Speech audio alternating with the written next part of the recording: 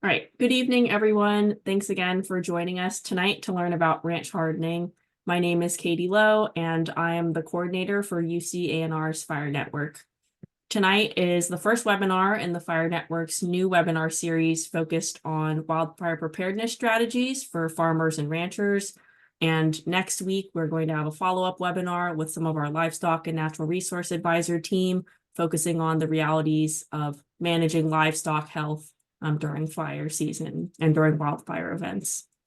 Before we begin tonight, I just want to remind folks of a few basic Zoom rules. So during the presentations, we kindly ask that all of you please keep yourselves muted. And then during the Q&A session at the end of the presentation, feel free to ask all of our presenters questions, and you can do so by typing it in the chat and we will read it out loud. So with that, I will stop sharing and hand it over to our two presenters tonight.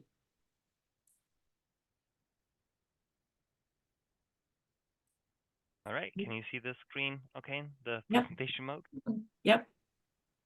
And perfect, yeah. Yana, do you want to start? Yeah, well, good evening, everyone. It's a real pleasure to have you on the program tonight. My name is Yana Valachovic, and I work in the North Coast of California. I grew up on a orchard and come from a long family of farmers, and just happy to be here to share some of the insights that I've been privileged to get some insider view on really this preparedness state and what are the challenges that we face specifically in farm and ranch operations. I turn over to you, Luca, to introduce yourself. Yep, welcome everybody. I'm Luca Carmignani. I'm a fire advisor based in Southern California in Orange County, and I cover multiple counties there. And one of the focuses of my program is to help communities and people preparing for wildfires. And definitely from my personal experience, I saw that there was a pretty good need of information and, things to know about how to prepare for wildfires for structures that are not the single family home that we see in all the pictures. So yeah, welcome. Thank you. So Luca and I are going to do some handing off between a variety of slides. Maybe you can advance to the next one. And we're joined by a number of colleagues that can help us out with the types of questions you might have. And what we've got is we're designed to kind of an interactive night. I know it's in the webinar or Zoom format where it's a little less personal, but we'll try and keep it lively and really, try and stimulate some questions about, what are the actions that you can take today and tomorrow and as we go into the fire season and preparation that will be, critical to help support your operation in general and maybe your community, maybe your family, and all the things that we value. Tonight's program is really about the defensible space and the structure hardening, and this is a two-part series where we'll talk more about the animal operations and livestock operations in part two next week, I think it is. But to get things going, we'd love to get to know a little about you and who's in the room. We've got a couple of polls just to try and keep it going. So just to get us started, what is your perception of your farm or ranch's fire risk? And love to kind of see where you're at and help us frame how we talk about this work. No right or wrong answer, just a chance to get us dialed in. And I'd love it if someone says, I've got this. We will also use the chat function throughout the evening. And so if there's questions that come about, feel free to tap that in. I'm not sure that we'll get it right at the beginning, but we'll be able to try and work through as many of those as we can throughout the program. And maybe Grace and Dan and Katie, you can help Luca and I as we navigate through these. So there's just a couple more of you. If you're able to just give us a sense of where you're at, that would be great. Yeah, we'll leave it on for a few more seconds before we go to the next question.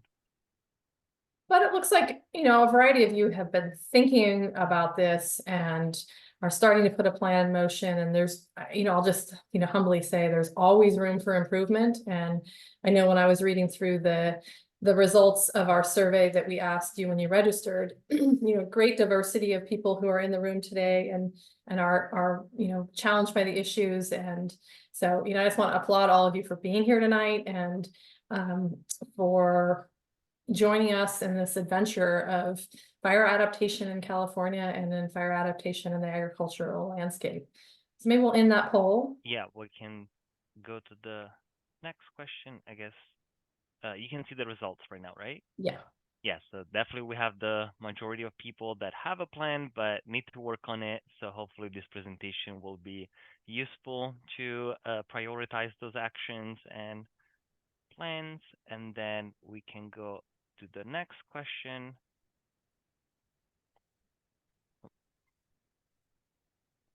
And what part of your operation do you think is most vulnerable? And this is an open answer, short, possibly. That's like a word or two. And, answers to these kind of questions, I think also help us curate our programming so that we can be better able to respond to your particular issues and help cultivate future programs if we don't do it tonight to meet those needs. So we really just want to acknowledge and appreciate the uniqueness of each of your operations and, the ways that you're embracing and thinking about these issues. There is no silver bullet in all of this. And, that destiny versus journey kind of framework, I think of this as more of the journey than it is a destiny. I mean, there maybe is some utopian condition out there when we have really achieved full fire adaptation, but I embrace it with a little bit of humility because the unexpected does come up. But what we're going to try to do tonight is detangle some of that unexpected and maybe give some more predictability to that and help sort of navigate through the exposure issues so that using that lens that we hope to give you tonight, maybe you can better refine approaches for your individual operation. Okay. I'll leave the question open for 10 more seconds.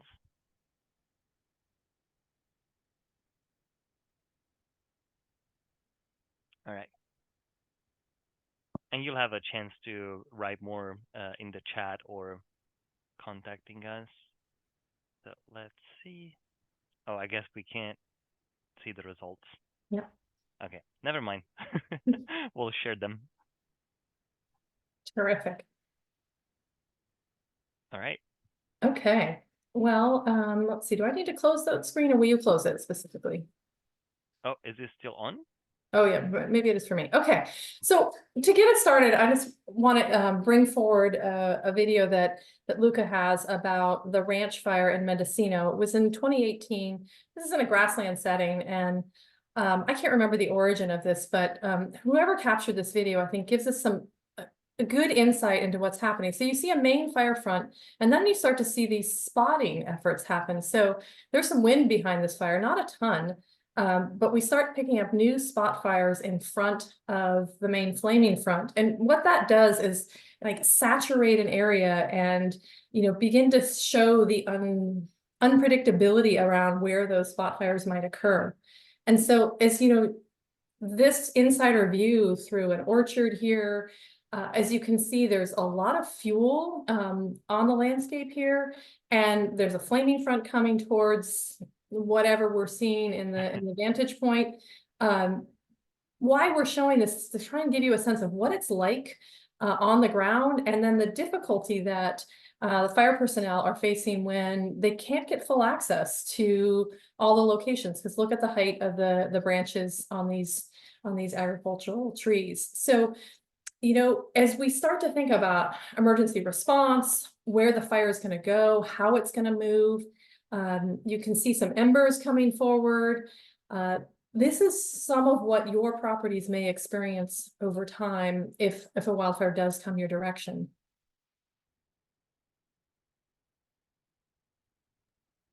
And yep. You want to do yep. So what we're going to do tonight, and Luca and I are going to trade on and off. We're going to talk about how structures ignite. We're going to talk about how to protect structures, and then go through this concept of what is defensible space and how might you implement that, and then start to frame assessing risks and planning actions.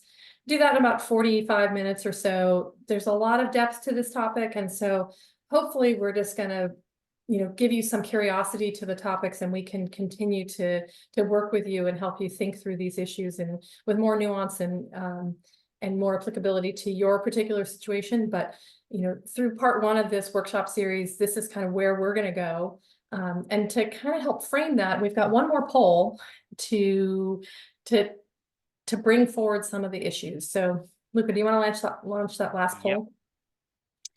And I mean, maybe this is a dumb question, but I'd like you to think about what can be fuel. What is it that a wildfire is capable of moving on? And if you put your lens into the fuel framework, where and how does that fuel connect to different sides of the ranch, to your structures, to your home, to all aspects of your agricultural operation? Yep, people are faster to answer these questions. Yeah, and I think it's it's relatively straightforward. Almost everything can be fuel, except for the stuff that is really inert and is of concrete or of ceramic or masonry or rock or dirt. But most of us have accepted fuel as kind of the grass, shrubs, and trees, but it's often a whole lot of other stuff. And one of the things I talk to people about is that the buildings are often the most combustible part of the landscape. They are perfectly cured materials that were built maybe 100 years ago, maybe 50 years ago. They are very dry right now. And once you get ignition of buildings, you move into a much more complex fire, and one where there is, a whole different set of tactics in fire operations. So what we're going to, try and do is figure out how we can maybe protect those structures so we don't move to that type of wildfire experience. And so, here's just meant for kind of inquiry, but this idea that a lot of what is on our landscapes, on our properties, in our ag operations are this whole component of fuels. Yep. And also another point is that, it's to introduce some terminology also that we'll use throughout the presentation. And we'll talk a lot about fuels, but it's good to have in mind that anything really can burn besides very few things, as Yana mentioned. So now we can start with how the structures actually ignite. So in general, we have like three main mechanisms under which a fire can reach a structure. And if you look at these images here on the left, we have embers, and embers or firebrands, or have multiple names, are literally all the shiny particles that you see flying off whenever something is burning. And if you have a large amount of fuels, those particles can be also pretty large. And sometimes they're all like full branches or, other parts of a fence or so on. And when they fly, they can be carried on by the wind, and they can reach the roof of a structure or end up like very close to it and ignite all the material that usually those fine fuels that are easier to ignite. But also we have radiant heating, and that's a little bit less intuitive. But if you're in front of a campfire, you feel that heat even if you're far away from that flame, and so that's radiant heating. And that heating can be high enough to ignite some of the building components or some of the materials nearby. And lastly, we have flame contact, and this is pretty intuitive. If you have a lot of fuels that create continuity around the structure and basically can bring the fire directly through to the structure. And keep in mind that all of these three mechanisms happen at the same time. It's just easy for us to divide them in three categories to better understand how we can prepare for the whole three. And usually when we talk about embers, we want to focus on reducing the vulnerability of ignition. And so we usually refer to structure hardening, and we'll see in more details how we can improve the safety of some specific components. And then in terms of radiant heating, we try to avoid having anything, basically anything large that could burn and could, generate a lot of heat that could ignite something else close to the structure. And in terms of flame contact, usually we want to break those paths that can lead the fire from the landscape or from, like the vegetation to the structure itself. And so here we're talking more about defensible space. And again, talking about more the terminology that we're going to use throughout this presentation, a very common term that we often hear is ladder fuels. And usually, if you look at a fire, it starts from the ground. So, if you look at the picture here on the left, you have a fire that starts from the grass, let's say. And then if you find something that is a higher level, for example, like a shrub, the fire can jump higher. And then if the shrub is underneath a tree and the flame can reach it, like the embers, the radiant heating, basically the crown of the tree can catch on fire as well. So we have this fire that basically climbs from the ground to the tree crown. And so this system is called a ladder. And this is not only for vegetation. When we're talking about ladder fuels, again, we're talking about any sort of fuel. And if you're more in a built environment, for example, the ladder fuel could be a fence, allowing the fire going from the ground to the fence and to the structure itself. So again, here we're talking about the vertical path. And we also mention the fire path, in different situations. So here, we're also going to talk through the presentation about horizontal path. For example, when you have some fuels that are nearby where the fire basically can propagate, and usually we can improve this by increasing the spacing between combustible materials. Or again, we have this vertical path that usually is related to the ladder fuels. So when we want to break those paths, we don't only break one. We want to break both of them. And these are a couple of examples of fires of a couple of years ago. The first one was in Texas, and this is not a ranch fire or a farm fire, but it still gives you some indication. So this is like here the fire started from a road, and this is, for example, something that is very common in Southern California, where we have a lot of road ignitions, and the fire spread through the grassland and then reached this community. And when the fire got close to the fence, basically found a lot of shrubs, taller vegetation, and so this allowed the fire to go higher and eventually reach the fence. And once the fence is on fire, basically you have the entire perimeter of a property that is in flames. And so these can create those paths that we talked about to bring the fires right to the structure. But also here you can see how the fence is heating up the shed here. And so we have, again, this ladder system where the fire went from the ground to the fence to the shed. And the shed, usually we store a lot of materials that most of them are flammable, so they tend to burn really quickly. And then what happened in this case is that we have this radiant heat, the embers and flame contact. So basically, this shed ended up igniting the house here. We can barely see it, but there's flames on the edge of the roof, and so it shows you that path. And then on the second fire, this was a very different fire, but unfortunately with very similar consequences. And here we have a strong effect of topography. So this was in Orange County in 2022. The fire started from the bottom of a canyon, and it spread very quickly to the community on top. It took like about an hour and a half to cover this distance. And so here we have the topography aspect, which plays a role. And this community actually had a pretty good defensible space. They had very low fuel around the community. They did some fuel reduction. They had a trail road. So in terms of defensible space, they did very well. However, some of these houses were not hardened, and for example, some vents and gutters probably allowed embers to ignite the material inside of the attic or at the edge of the roof. And that's why you see none of the vegetation or materials that are burning next to the structures, but you see the fires that are straight to the roof and inside. And in those situations, unfortunately, the buildings get lost.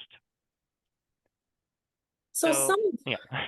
yeah. I mean, and I think what's interesting about that case, like the Laguna fire, like so many things were right there, but there was a little detail that was missed in terms of how embers can penetrate a building. And, you know, they had this defensible space work, they had a lot of fuel modification, they had a very well irrigated landscape, so it wasn't super susceptible to embers, but there were these gaps in the buildings related to the vents, which were built, you know, in the somewhere in the 90s before the new standards for exterior building performance under the California Building Code, and it created this way for fire to get in. So what we're trying to talk about are, you know, how do you break those pathways in both the building vulnerability as well as the pathways coming from the landscaping or the other connected fuels to structures. And so I don't want to be super bleak and all that. I'd like to share that there are examples of success. And here's one in the campfire. You probably know this one. The 18,000 structures are lost in the campfire. And here's one illustration. And I was part of a post-fire team looking at building survival in the campfire. And this house survives, and every building around it for blocks and blocks and blocks does not. And so what were the formulas of success? And I'll share that there were California Building Code changes, which are illustrated through these kind of interesting looking vents that are in the background, which I'll describe at a later point, or Luca will describe at a later point. So the vents were upgraded.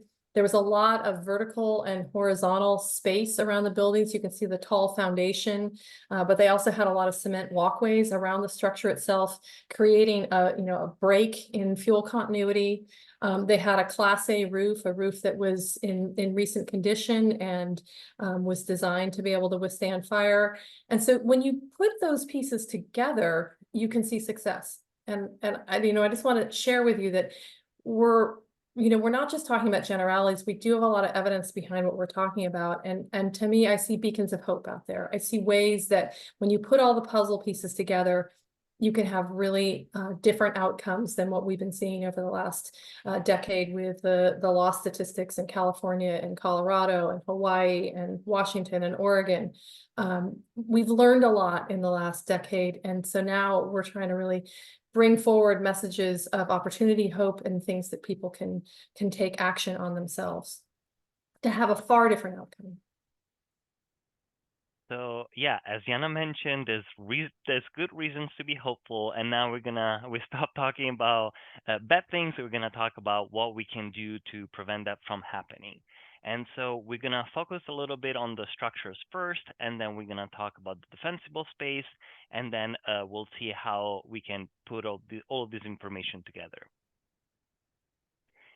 So when it comes to structure protection, as you got a glimpse from the videos of those fires, there's not really a single answer, and usually it comes down also to risk assessment, if you want, where basically we need to evaluate what are the major exposures of a structure, what are the major vulnerabilities, and based on that, we'll decide what to do in terms of hardening, which hardening basically means improving those components to make them more fire resistant.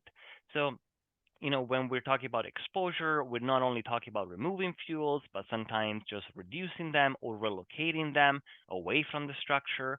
And also, when we're talking about hardening, there's hardening for new buildings where Chapter 7A of the Building Code that Yana mentioned is going to apply, but also we need to think about how to retrofit the ones that we already have, and also how not only our property, but also the entire community, if there's other folks nearby. And we'll see some of these strategies. And again, as we saw also, like the coastal fire in Orange County was a clear example how unfortunately we need to have a couple approach of structure hardening and defensible space. Having only one of those may not be enough. And again, when we're talking about structure hardening, we're talking about protecting the building components, and we want to reduce the risk of ignition near the structure and inside, of course. But the priorities might change depending on the location, on the era of construction, and the specific objectives of the ag operation. And also in terms of defensible space, again, we're not talking about removing all the fuels, but we want to be strategic about it, and also we want to have a plan in place on how to maintain that defensible space. And that's not only important to slow down the fire or eventually stop the fire, but also it's very important to allow emergency responders to protect the property. As we saw in the ranch fire video, if the conditions get really dangerous for the firefighters, they will likely move on to the next structure that they can actually save. So it's very, very important to prepare the property in order to make sure that they have a safe environment to operate in. If I could just add one thing here, I mean, like one of the pieces is that a lot of folks will say, well, I have a metal roof, I've got my stuff together. And, if you have a metal roof on your buildings, I just want to applaud you. Awesome. That's great. But what we'd like to bring forward is that there are a number of different ways that your building can fail. And just because you have stucco siding or masonry siding or a metal roof, like there's other vulnerabilities to pay attention to. And so it's not meant to be overwhelming, but to get back to that kind of journey place where there are a number of things that we need to improve upon to really live in California going forward. And so adaptation means sort of embracing all of those components and understanding that it's not just, there's no silver bullet out there. It's a collection, it's a coupled approach that brings forward, managing the fuels, turning that dial down, and improving the overall hardening of the structure, turning that dial up. Yep, thanks, Yana. And yeah, so when we look at a structure, for example, this is just an example that we give of a sort of a barn structure. And so how do we prioritize? Again, we need to look at the overview, kind of like in a holistic way, take a view of the structure. And depending on the conditions, we have some areas that are more vulnerable than others. In general, though, there are some specific components that might be in common with multiple structures that usually get a lot of attention. And the roof, as Yana mentioned, is usually the largest surface of a building. So most of the embers will likely land on the roof or on the sidings, in the vicinity of the building. So that's why we want to focus on, for example, removing all the debris and leaves from the roof that could easily be ignited by embers, but also check the siding for cracks or gaps where embers could accumulate and eventually ignite the material. But also it's very important to look at vents and all of the other openings, for example, windows or doors, where embers would be able to flow through. And if embers go through a vent or through a window, then we have embers basically getting inside of the building. So it can be where we usually store all sort of material. So it's really easy to ignite those. And if we have an attached fence, we saw it in the video of the Texas fire, how those fences create basically a path for the fire that can reach the structure and create also those ladder fuels, to ignite something else. And here in this picture, we sort of have a metal wire fence. So in that case, even if it's attached, it wouldn't be a problem. But if it was a wooden fence, then it will become a very high priority. And also, we want to look again at those ladder fuels that could be grass, or shrubs, or even store materials that are right next to the structure, and that can ignite and then eventually create more heat and ignite the rest of it. So even though in general it's good to have an overview, there are some components are very, very important. And Yana mentioned Class A roofing. So under Chapter 7A of the Building Code, there are a couple of standard methods to assess the fire rating of a roof covering. And usually we have materials class A, which are the ones that are most resistant, and we have ceramic tiles, we have asphalt shingles, and also steel roof. If you have aluminum, that could melt pretty easily, but if you have steel, that's very fire resistant. However, having a Class A roof, that doesn't guarantee that it's fire safe. And because usually when we talk about the roof, we look at the entire assembly. But also, if we look at the specific roof covering, if we have tiles that have cavities close to the edge, those cavities could be filled in by embers.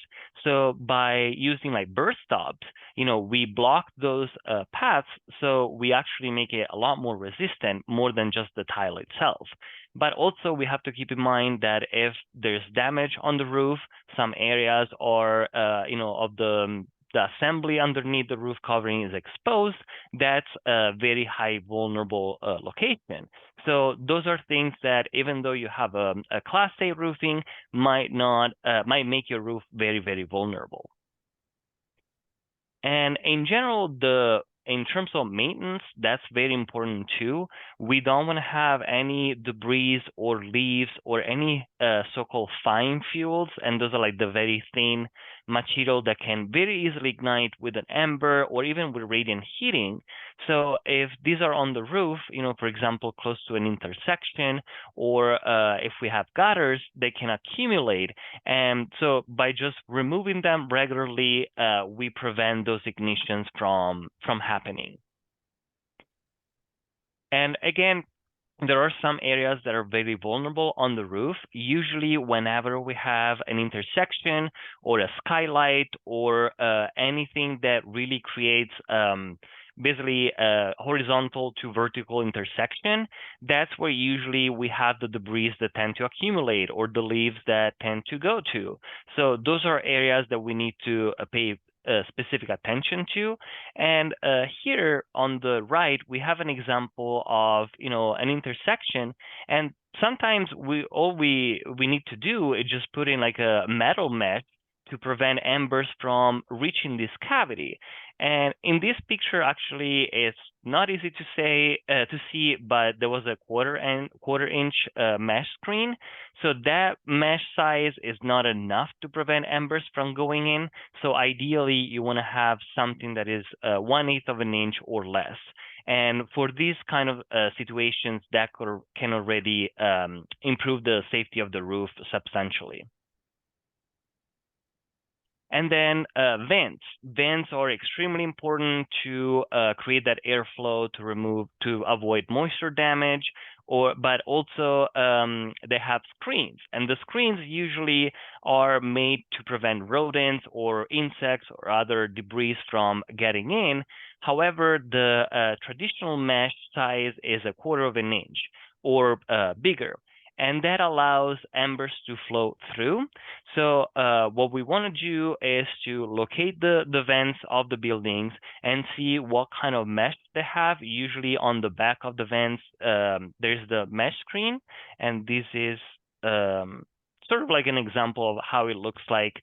And if we have 1/4 inch, it's been shown experimentally as well that is not enough to prevent embers from going through, or at least the embers that go through have enough energy and heat to ignite anything that they find on the other side.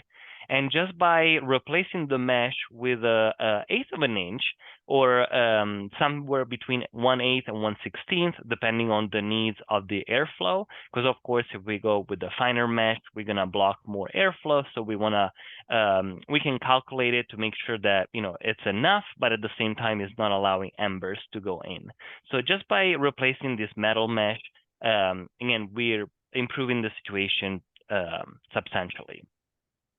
And Chapter 7A includes some vents that have, not Chapter 7A. Well, there are some vents that have been developed to resist to embers and fire.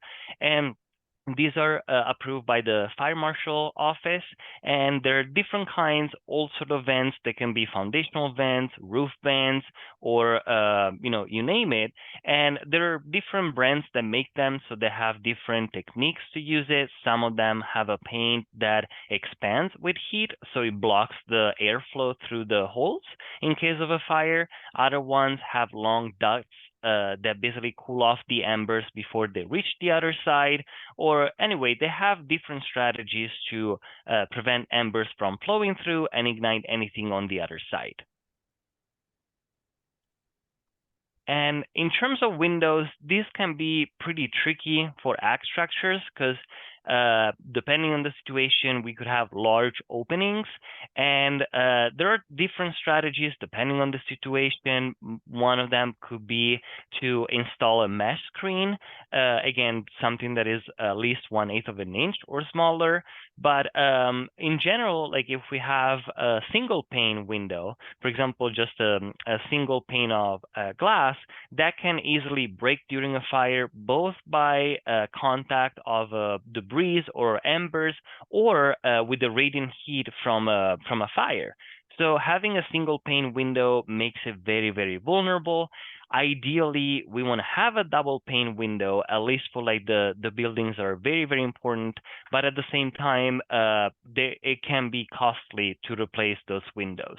So one strategy could be, in case you don't have the resources to do it right away, could be to prepare some plywood covers that cover the entire opening of the door or the window. And before evacuation, if you get a chance, if you have enough time, to basically place them on top of the doors and windows to prevent embers and flames from going in. And in a sort of like similar what other people do for hurricanes or other disasters. And also, in terms of windows, we have that glass that can break with heating.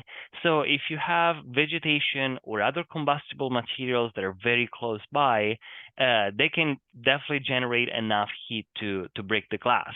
So again, if you have the glass broken, then you have these big openings that allow the embers and fire to go in.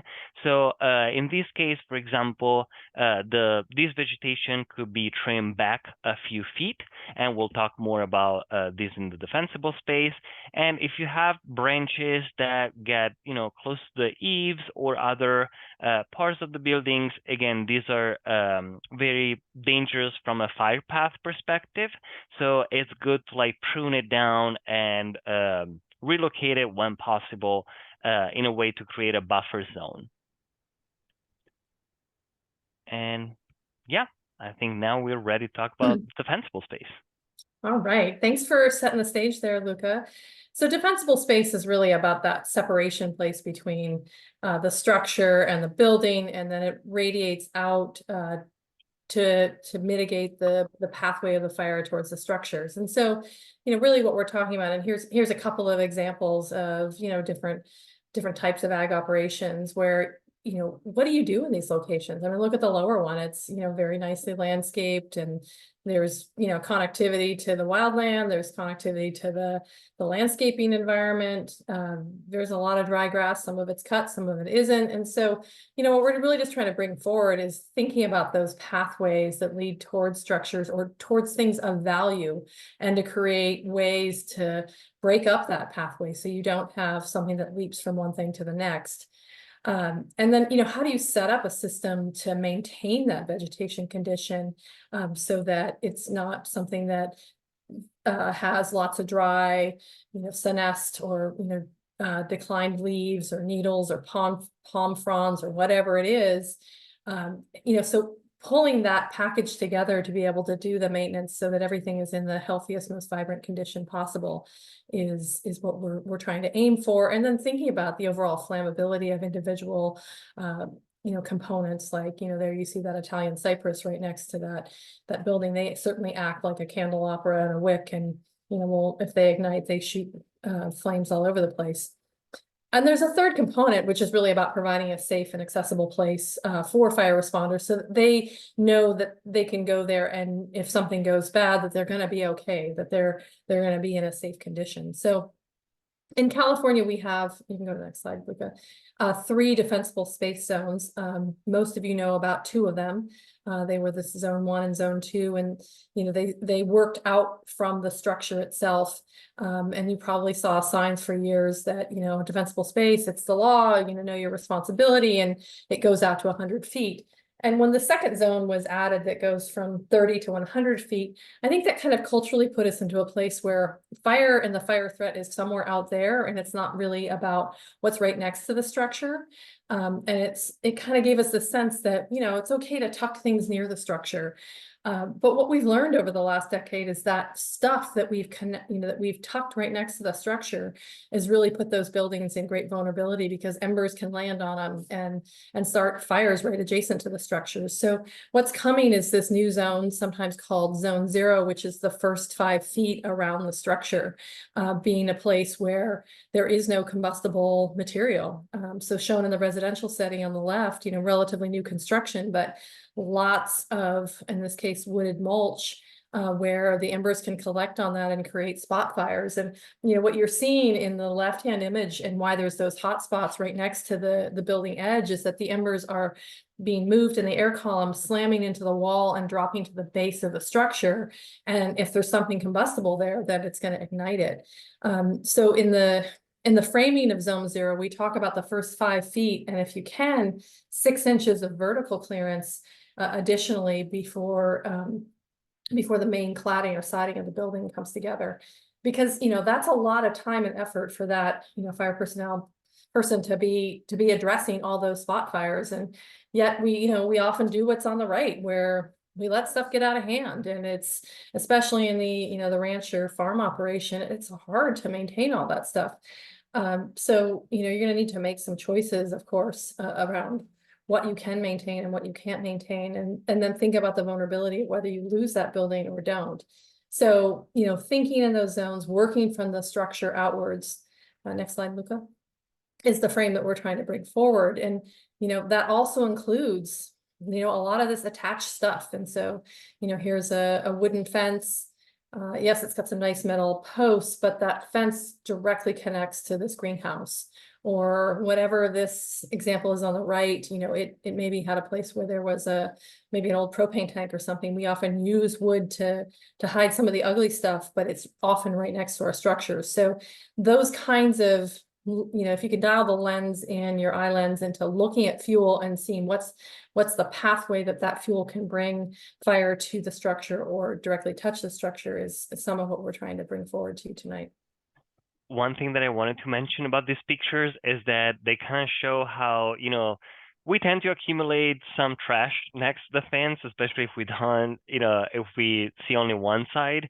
So, a trash can here or other debris, these are still fuel.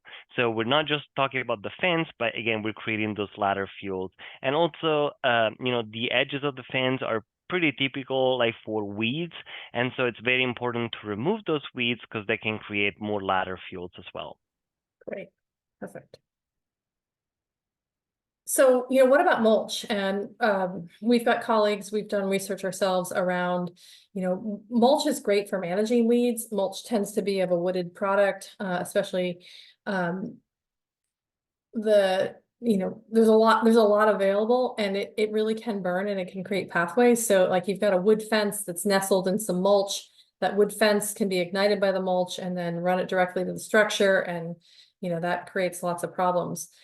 If we can change how those wood fences attach to the structures, we've got some great images, not shown tonight, but like just replacing the last 5 feet as the wood fence comes to the structure can make a substantial difference. So I'm not saying no to fences, but just saying, think about what those transition points are from fence to building or mulch to fence and such. And then, this question about orchards, I know we're throwing out a lot tonight, and we've got a couple of examples. So one on the left where, you don't see a lot of leaf drop, and, the condition is maintained. There's not a lot of vegetation growth. And so the condition on the left is really, quite good from a breaking the pathway of fire. But, on the right-hand side under that avocado, these trees drop leaves during a wider, broader time period, and you've got lots of fine fuels perfectly capable of carrying a fire to the structure. So identifying where there could be safe zones for staging equipment or evacuation or, a number of needed activities during an active fire situation means kind of paying attention to what you might be driving on, what you might be trying to store some equipment on for protection later. And being able to recognize, some of those vulnerabilities. So what do you do with equipment? So the ignition starts, the fire's coming your direction. What are some of the actions you do before evacuation? And so we're just kind of throw out a couple of different examples here where it's probably better to get your tractors and your expensive equipment out of structures, especially if they have big bays, they're not able to close down and seal up, and they have ways for embers to get inside. So, the image on the left, right, there's not a lot of stuff that's combustible there. That makes a lot more sense. On the right, you've got the storage container. Again, it's on a bunch of non-combustible gravel, so that's great. One thing to point out with storage containers is they're often got a wood floor in them. And if you've got a fine fuel connection to the base of that storage container, you certainly can create ignition in that wood floor. So I like what's on the right because it's kind of surrounded by the sea of non-combustible gravel, and that puts that storage container in a much better position. And then, there's a lot of thoughts around tips for assessing fire responders and personnel. Creating accessible routes for passage, the roads, the driveways, the turnarounds, being able to communicate that it's safe to go up this road, that someone can stage there and be in a good condition. Most of us with ag operations have, stock trailers and other kinds of bigger equipment. So it's generally assumed that the roads will be sufficient for that. But if there is something that looks like a pinch point, well, maybe can you change that, or can you give some information to fire personnel with a reflective sign that says okay to travel here. A key piece is being able to identify where the water sources are and put those in a reflective condition, because oftentimes folks will be coming in when there's a lot of smoke and it's really hard to see. So you're probably familiar with the blue dot program, where you can put a blue reflective dot on where those water sources are, and those places where folks can fill up. And then, of course, how do you deal with, there's a lot more stuff around this, but, if it's not in your mode, thinking about where passage needs to occur, opening gates, unlocking gates so that people can move however they need to move in a rapidly changing environment. So how do you assess risk and plan actions? We've got a couple more slides before we open up to questions here. And I know we're pushing up against 7. So, let's look at different types of structures we see. How do we protect these structures? Many of us, have a beautiful old wooden barn, and it's filled with hay and lots of flammable stuff and hay chutes. And, there isn't an easy way to close down the porosity, the open gaps in that building, unless you really consciously work at it. And, for me, I might value that barn, or I might not care, but let me just say that the connectivity of one building to the next, the proximity of one building to the next may change your viewpoint. So if that old barn is right next to your family home, or maybe the key operation of your ag business, the condition of that building becomes a really important consideration. And I would put effort at it because of its relationship and adjacency to other structures. We talk about 30 feet as being a good metric. And so if you lose a building within 30 feet of another building, the likelihood that the target building will take on a whole lot of radiant heat is super high. So, maybe that old barn just has more sentimental value than it does have operational value, but its location could put your other structures at risk. And then on the right, I clipped something today about, chicken coops, and just thinking about how we store stuff. So, this is a backyard chicken operation, but, here we are, we've tucked firewood next to the chicken coop, and maybe we don't care so much about the chicken coop. But again, that pathway and proximity of one building to the next becomes kind of a key consideration. So certainly, if we trap the chickens inside there during a wildfire situation, they're toast. So creating spaces for those chickens to go if they're super important, or just opening the door so that they can get out and fend for themselves and do the best they can as the fire comes near them. next week we're going to talk a lot more about ag operations, but I find that most animals are actually pretty darn smart, and they nestle themselves in places where it feels safer for them.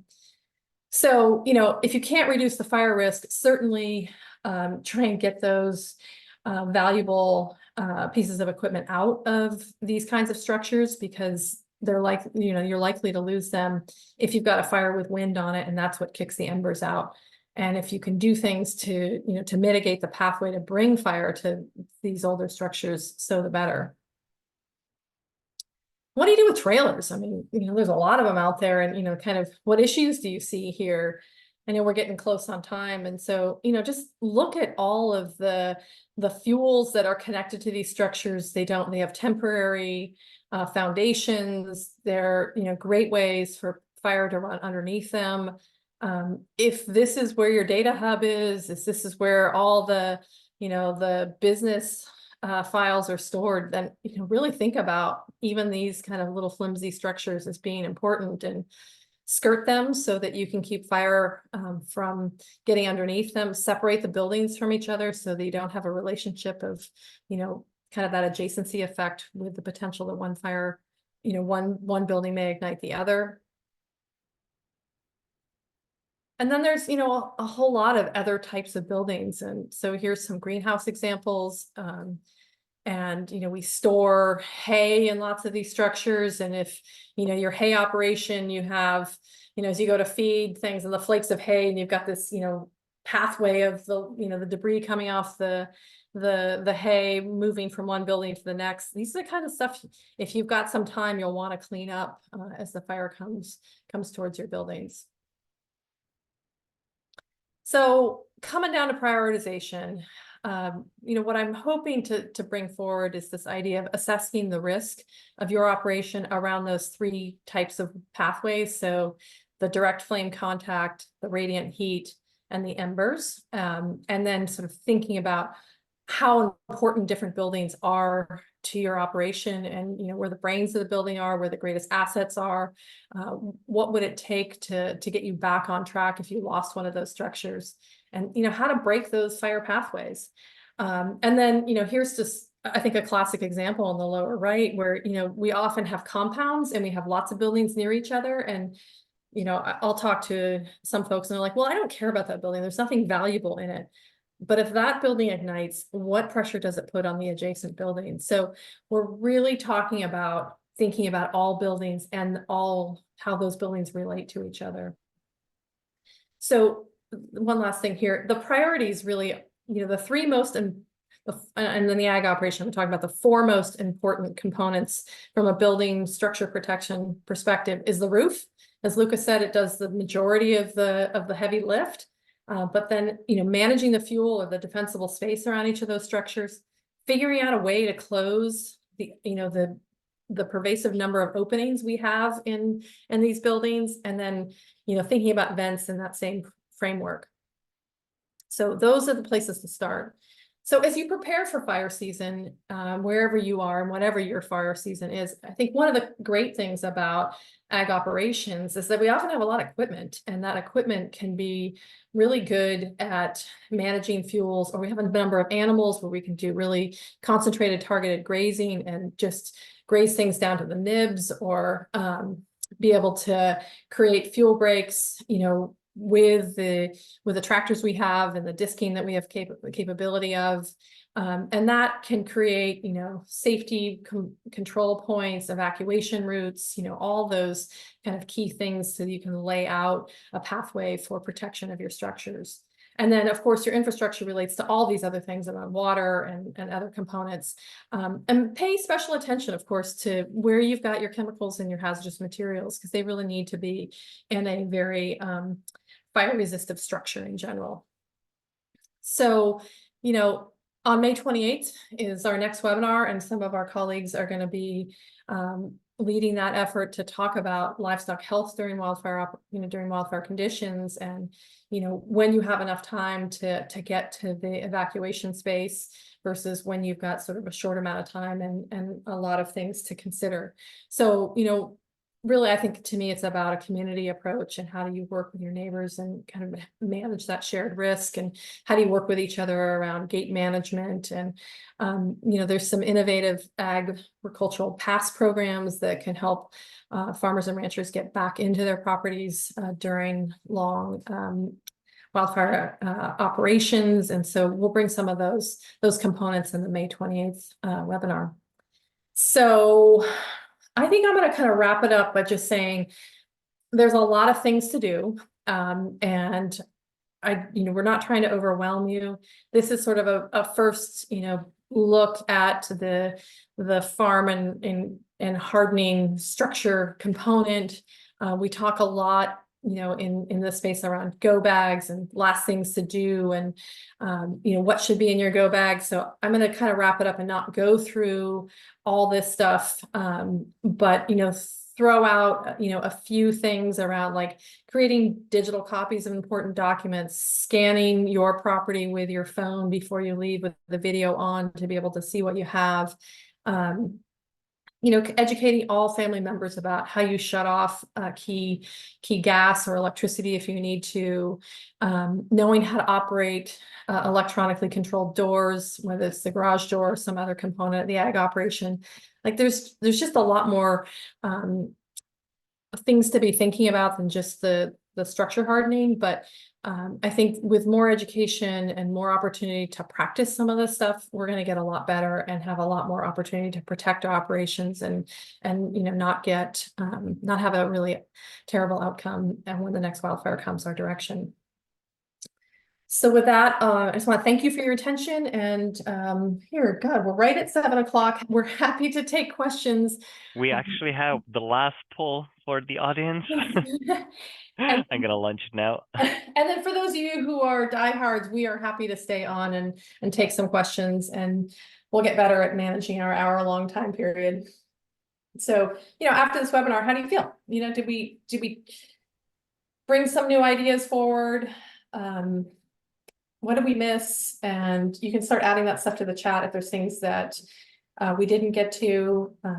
And we welcome you into the next webinar series. I'm happy to talk a little bit through chat and through conversation if you'd like that.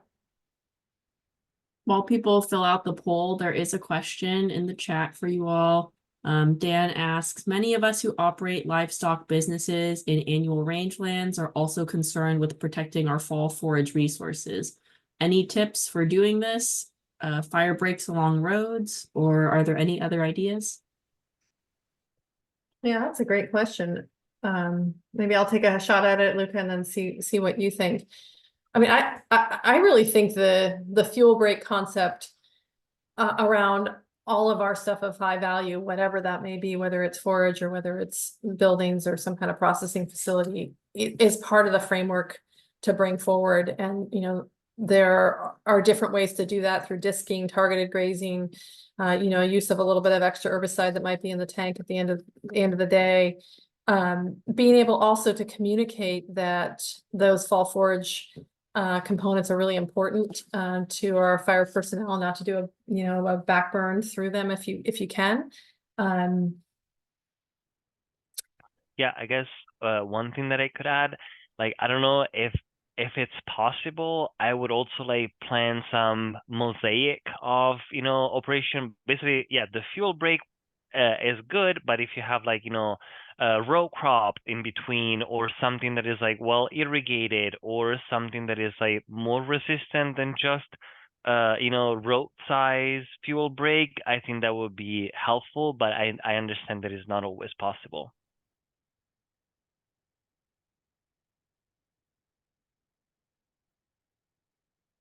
I mean, Dan, what are you thinking?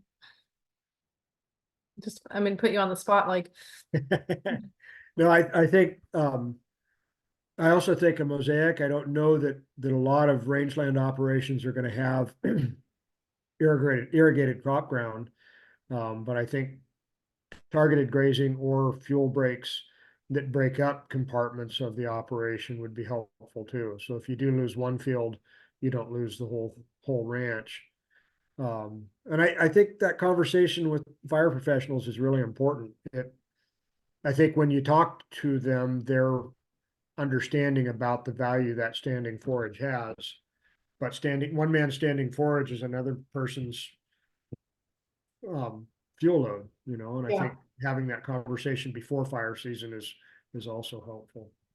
Yeah, I mean, from the forestry perspective, we often see, you know, some of the most valuable timberland being backburned to protect some old dilapidated trailer that was used for, I don't know, something a long time ago. And not realizing, I think that when we have those structures, the mode is protect all structures first, and the rest of the farm is compromised because we think the structures are the most important component, because, you know, the goal is protect life, structures, and then property later. Yeah.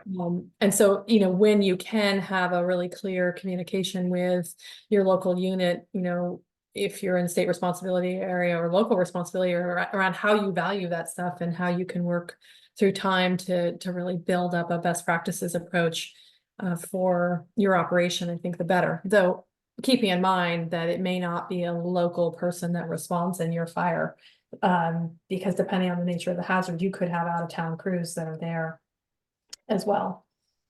And regarding the forage, I know there's a couple of examples in San Diego County that they've actively used rotational grazing for, you know, like in a strategic way to kind of like create those breaks, but also at the same time, like guarantee like forage production. So that could be, you know, another option too. Another question in the chat from Bud. How does one build a fireproof shed? Such a great question, Bud. Love it. Okay, so we've talked about the roof being Class A. We want to deal with the walls being non-combustible. And then, you know, depending on how important the stuff is in there, like really being committed to making sure that you give it that 5 feet of defensible space with nothing combustible around it. And if, you know, depends on what the door is made of.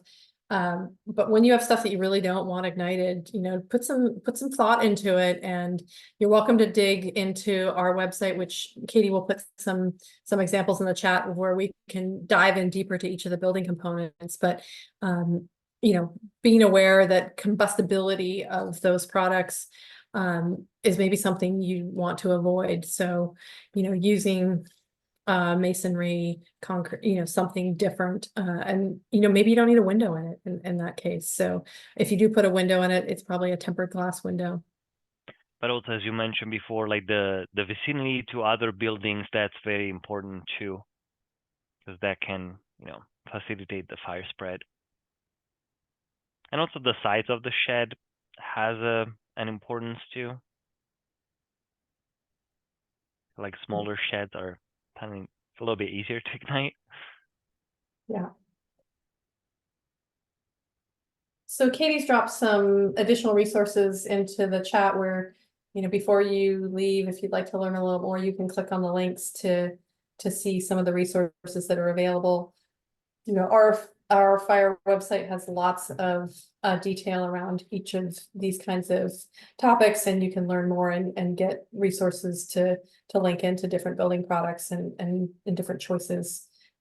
So just want to acknowledge and appreciate all of you for hanging in with us and joining with us tonight, and, you know, look forward to hearing your stories of success. And if you ever want to drop us a line of here's what it looked like before and here's what it looks like now, and you know, we always love examples. So whether that's through photos or a little written note about how you've used this information. All right. Does anyone else have any final questions? There's a question about the recording. Yeah, so tonight's session and the session next Tuesday will be recorded and posted on the Fire Network YouTube channel. It'll be publicly available by the end of the month. I will also send a follow-up email with the link to the recording and the additional resources Yana and Luca shared with you all tonight in that email as well. And if you registered for this webinar, I have your email, so you will get it again by the end of the month.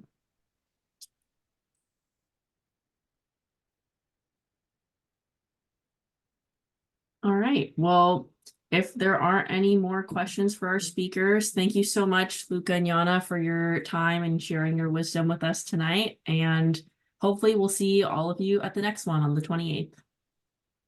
Yeah, and thank you all for attending again.